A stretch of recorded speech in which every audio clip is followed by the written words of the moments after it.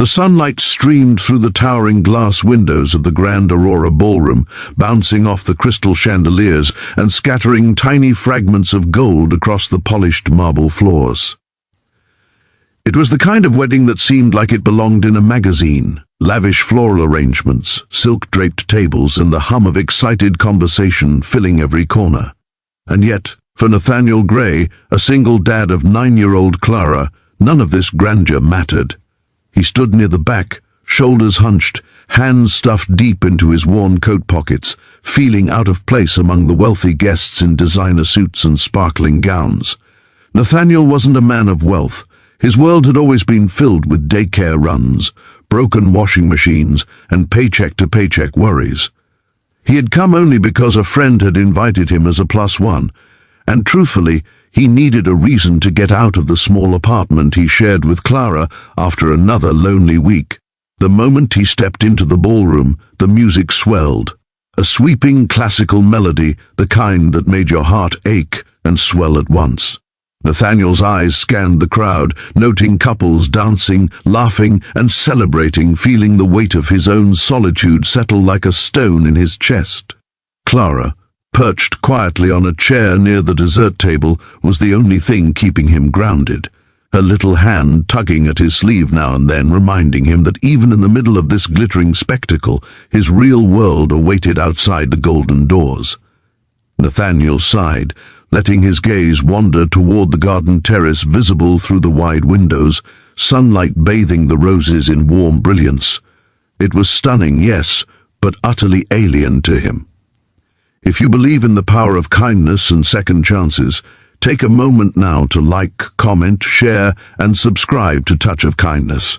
Stories like this remind us that life's most beautiful moments often come from unexpected turns.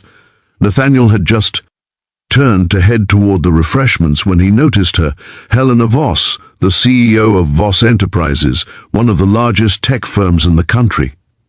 She was laughing softly at a joke from someone in her circle, the way the late afternoon light caught her chestnut hair, giving it an almost halo-like glow. She was the kind of woman who walked into a room and claimed it effortlessly, a presence that made even the most confident feel small in comparison. Nathaniel had met her only once, briefly, in a corporate networking event years ago, and yet, in this crowded room, she seemed to recognize a loneliness in him that no one else had noticed. And then, as if by fate, their eyes met.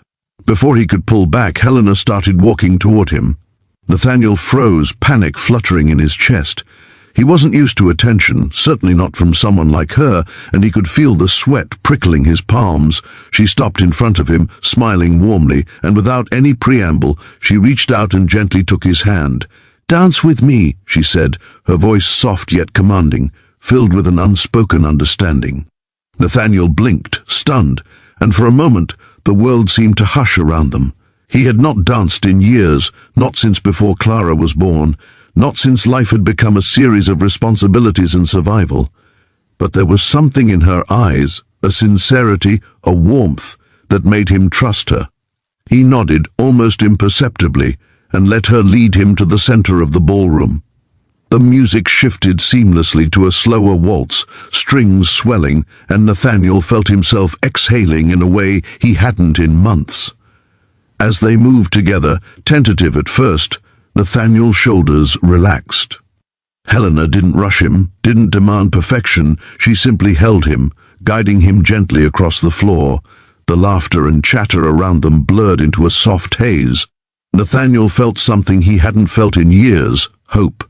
He looked down at Clara, who had followed them to the edge of the dance floor, her small hands clasped together, eyes wide with admiration and joy.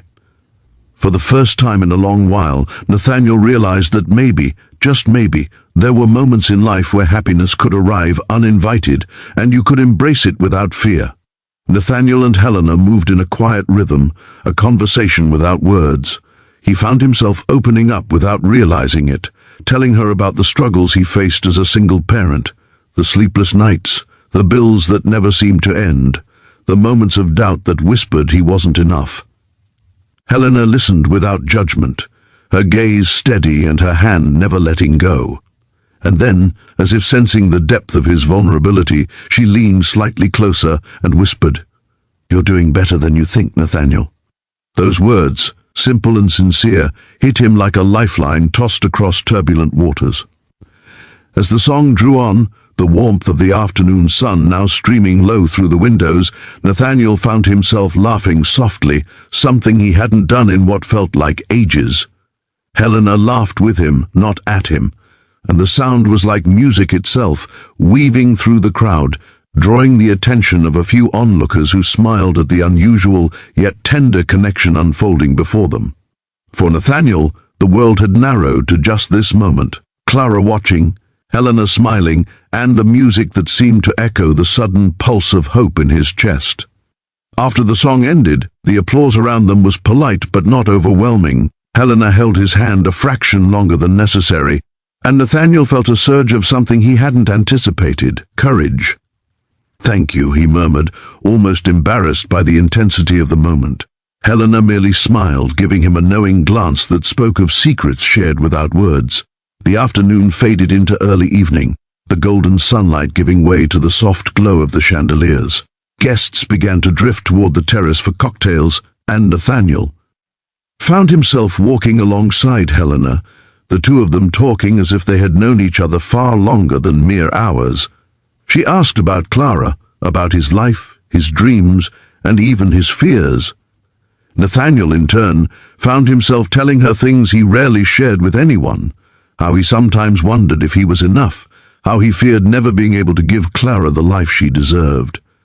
Helena listened, offering insight, encouragement, and sometimes silence, allowing him to find his own voice within the conversation.